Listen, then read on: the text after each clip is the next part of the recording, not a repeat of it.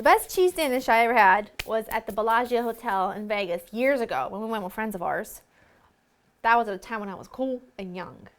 But you know, now I like to watch Law and Order and veg out on the couch. But you know what? The question is, where is the best cheese Danish you ever had? And if you come back to me and tell me you were in the middle of Paris somewhere having cheese Danishes, I don't even want to hear it, because that's way cooler than the Bellagio Hotel.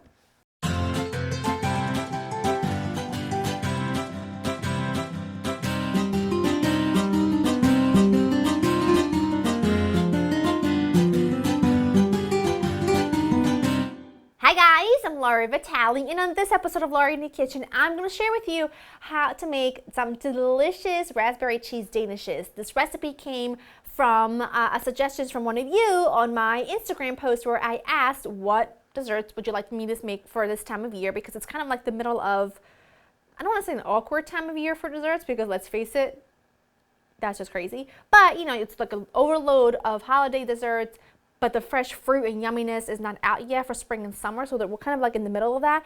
And one of you suggested this, and I was like, yes, absolutely, right away. It's so easy and simple. You can make them on a weekday or a weekend, or if you really live a large and taking charge, a weekend breakfast treat, right?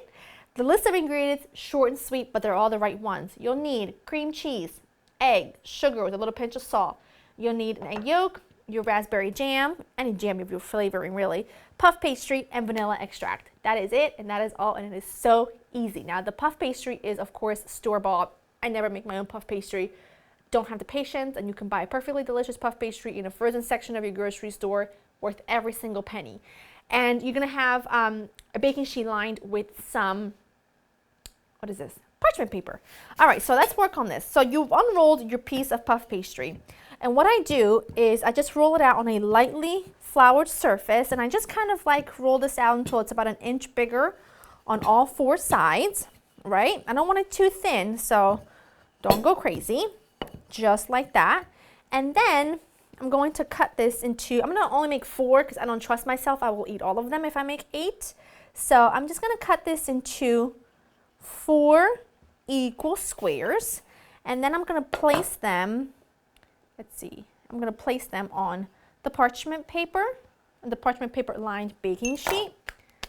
Shake off any excess. Place them on there like so, and then we're going to start making the filling. All right, so set those aside. Let's work on the filling. In this bowl, I've got the cream cheese.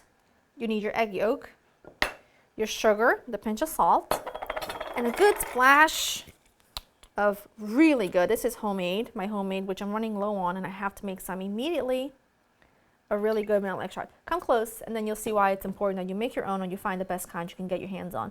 You see those specks? Those are all vanilla beans. So I don't want to get rid of, I want to get the best vanilla I can get my hands on, because that's where all of the flavor is, and that's why I tend to make my own, because you can just control that. You know what I'm saying? Mix all of this together. Does not take very long at all. Just make sure that it's all well incorporated. Set that aside. Work on just whisking together your egg with a splash of water or milk. This is just your egg wash. It's important, so don't leave it out. And here's what we're going to do. First things first, because I just find that, where am I going? You take your knife, okay, a sharp paring knife, and you just take your corners, okay, and you kind of just come, you make a slit about halfway. You see that?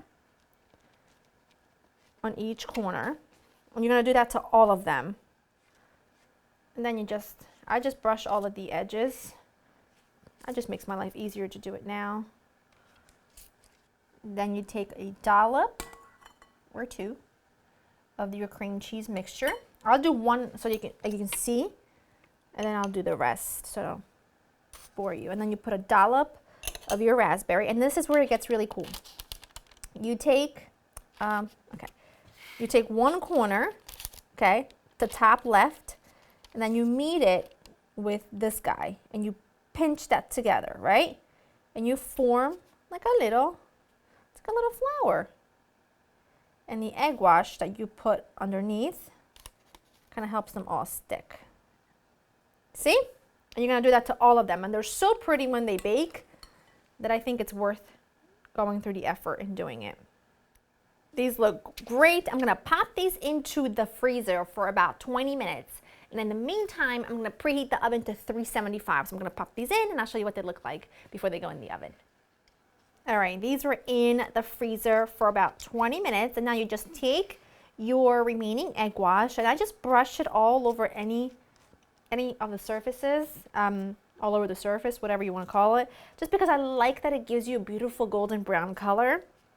So I'm just gonna take my time and do that, and then they're gonna go into the oven for about 10 to 15 minutes, and I will show you what they look like when they are done.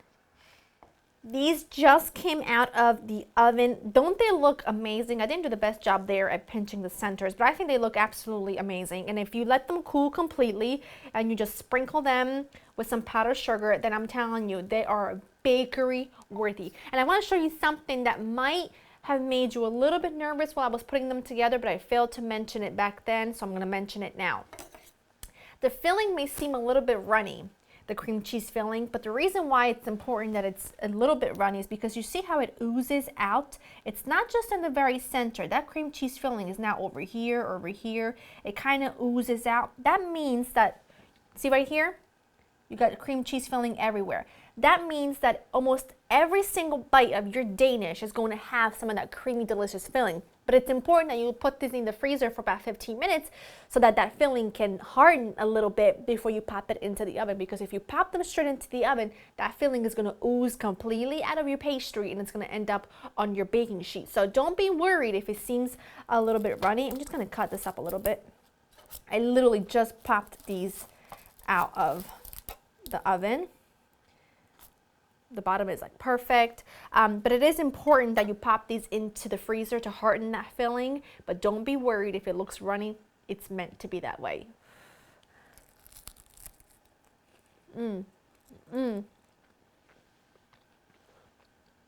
Cheese Danish is one of my favorite things in the entire world to eat.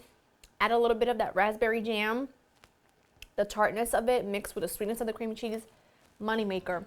LauraInTheKitchen.com will have the recipe written for you. I hope that you've enjoyed spending time with me. Try these out this weekend. I hope you enjoyed spending time with me, and I'll see you next time. Bye.